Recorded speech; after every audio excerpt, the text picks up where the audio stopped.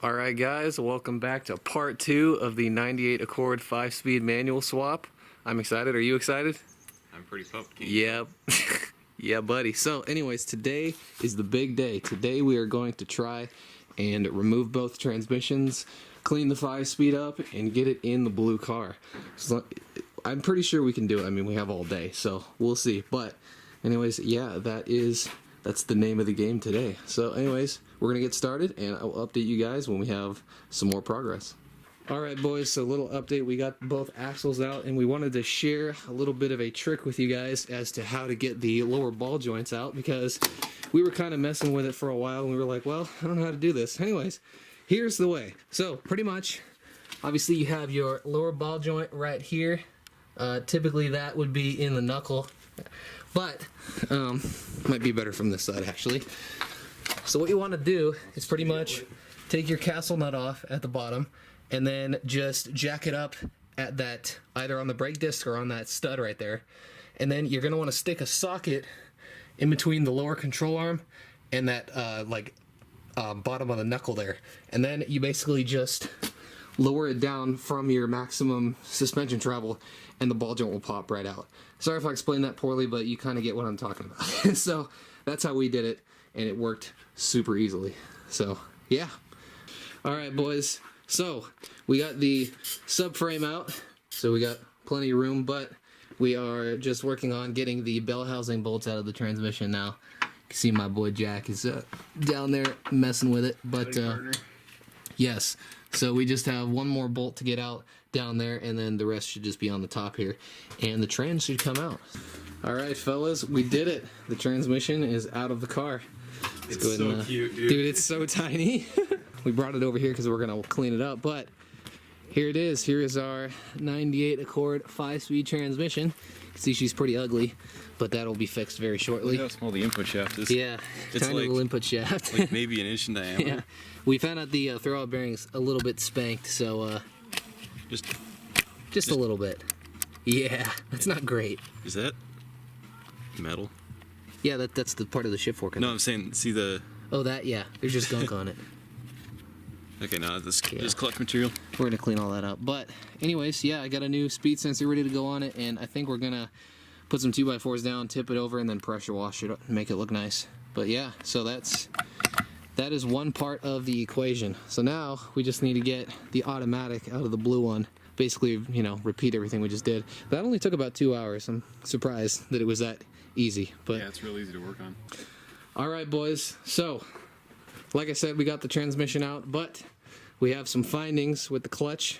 I don't know if Jack wants to demonstrate, but she's not looking too chipper. So on here, see if you can get that in the light. It's got all that crazing. It's got like some machine marks there, so maybe this is the original flywheel and it's been resurfaced. Somebody's been doing some clutch dumps. It looks like it might have been face milled or something. Then this guy.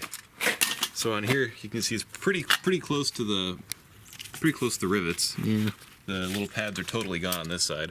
On that side, they're... Wow. Yeah. And that's not the big thing. So it's got these springs to dampen the flywheel to the input shaft. And as you can see, they're... If I shake it here... That is not supposed to happen. All loose. They're all... I was looking at it. Some of them... Let me think. It goes in like this. So some of them actually have flat spots on them. Like there. There's a little flat spot. Oh, yeah. And right there, that's from rubbing on here. Oh man. So the clutch is so worn out, it was actually rubbing on the flywheel. That's not good. On there.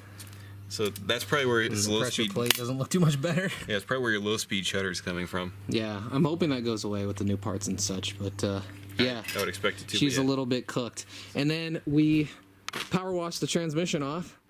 You can see it looks quite a bit better than it did. It's not perfect. Like, I mean, I only had one can of degreaser and we used it all, but it looks quite a bit better than it was before. We tried our best to cover the axle seals and stuff, you know, so water didn't get in, but I think a little bit may have gotten in, so we might just pull the drain bolt again, just because, I don't know, we'll see. But I don't think I got much water in there. Anyhow, later, obviously, we're going to put a new speed sensor and throwout bearing and all that stuff on there, but I just wanted to show you guys how much better this thing looks. And yeah, so. Looks way better for like 10 minutes of work. Yep. whatever we spent. 20 So minutes. we're gonna go have some lunch, and then we'll get to pulling the automatic out of this car, and then we can start putting new parts together. All right, fellas, the automatic has been de-installated. There she is, sitting over there. Pretty crusty, but that was to be expected. We are one step closer. So now basically it is about getting this engine prepared for the manual and getting obviously the clutch bearing and the you know, everything greased up and the speed sensor and all that good stuff. This doesn't look too bad. So No, it looks pretty clean. so yeah, that's what we're going to be working on next, but we're going to be we're going to slow down a little bit, in other words, with this part, because we want to make sure everything's done correctly, but that's where we're at. To understand the transmission, you have to be the transmission. All right, guys, so we just popped out the rear main seal, as you can see. We use a very careful method using a pick to pry it up. Yep. So this is in here like so. Used Yes. to put a pick under there just to get the edge canted up. Yep. Then we came in here with a screwdriver, pounded it in a little bit, not so the metal was touching the crank. Then that gave us enough room to really. Yeah, your Right. biggest concern is this inner surface here. You don't want to damage that. Yeah. So So that chamfer there, that's no big deal. That's just to help you get the seal in. But this inner surface, get a pointing apparatus here. So in here, so the edge of my screwdriver, that's not a sealing surface, and there, that's a sealing surface. So if you get any scratches there, there's a very good chance it's going to leak. you got bad news. Mm-hmm. Otherwise, you have to take this whole plate off here, which is kind of just a big pain. So we opted not to do that, especially since it's not leaking. So that's cool. That is one step ahead. That is exactly one step. Yeah, exactly. All right, fellas. So we are calling it a night. Got quite a bit done. We got the manual transmission installed in the car, as you might be able to see. Took quite a bit of time and frustration, but we were finally able to wiggle it in there. So that's all good. We got new internal parts all the way around. That's sweet. We also had to reuse the passenger side motor mount from the green one, but it turns out it wasn't broken, so that's good.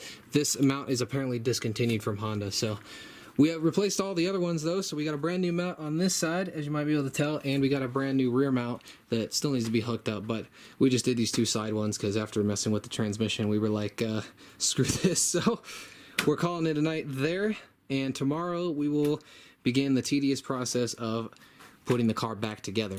So Hopefully it shouldn't be too bad. yeah, I don't think it Just all will. little stuff. Yeah, the main thing is just wiring this VSS back there, and then you know, getting the clutch pedal in. That's gonna be a pain as well, but we're getting there, guys. So anyways, thank you guys for watching this part 2, and we will see you in part 3.